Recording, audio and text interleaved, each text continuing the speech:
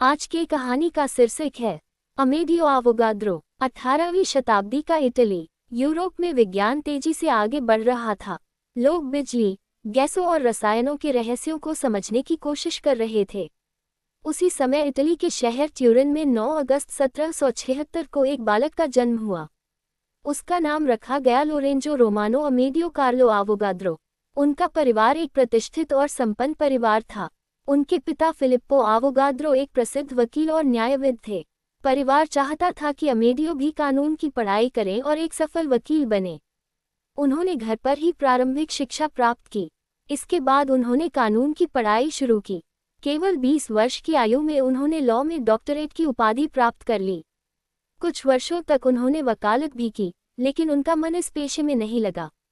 अदालतों की बहसों से अधिक उन्हें प्रकृति के नियमों में रुचि थी। धीरे धीरे उन्होंने स्वयं गणित, भौतिकी और रसायन विज्ञान का अध्ययन शुरू कर दिया। उस समय विज्ञान की पुस्तकें आसानी से उपलब्ध नहीं थीं, फिर भी वे घंटों तक पढ़ते रहते। 1800 के आसपास वैज्ञानिकों की रुचि गैसों के गुणों को समझने में बढ़ रही थी।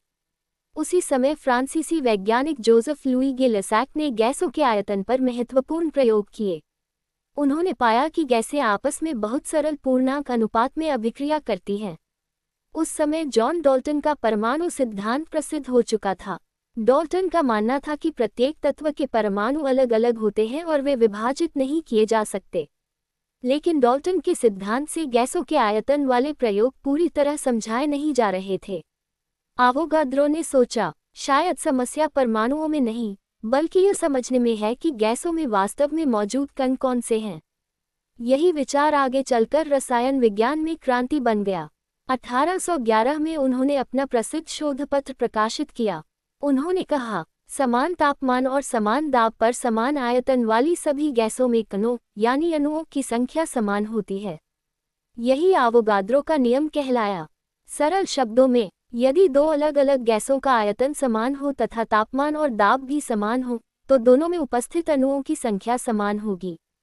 गणितीय रूप में V is directly proportional to N, जहां V इक्वल्स आयतन, N इक्वल्स अणुओं की संख्या, यानी V by N equals constant. इसका अर्थ है कि यदि तापमान और दाब स्थिर रहे तो आयतन अणुओं की संख्या के समानुपाती होता है। लेकिन 1811 में किसी ने उनकी बात स्वीकार नहीं की, क्योंकि उस समय अणु को सीधे देखना संभव नहीं था। डाल्टन के समर्थक उनके विचारों से सहमत नहीं थे। परिणामस्वरूप आवोगाद्रो का शोध लगभग 50 वर्षों तक उपेक्षित रहा। आवोगाद्रो इटली के रॉयल कॉलेज ऑफ वर्सेली में भौतिकी के प्रोफेसर बने। बाद में वे ट्यूरिन विश्वविद्यालय में मैथमेटिकल फिजिक्स के प्रोफेसर नियुक्त हुए। आवोगाद्रो का विवाह फेलिसिटा माजे से हुआ था। दोनों का वैवाहिक जीवन सुखद रहा।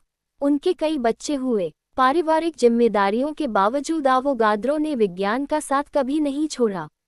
वे अपने परिवार से अत्यंत प्रेम करते थे और खाली समय उनके साथ बिताते थे।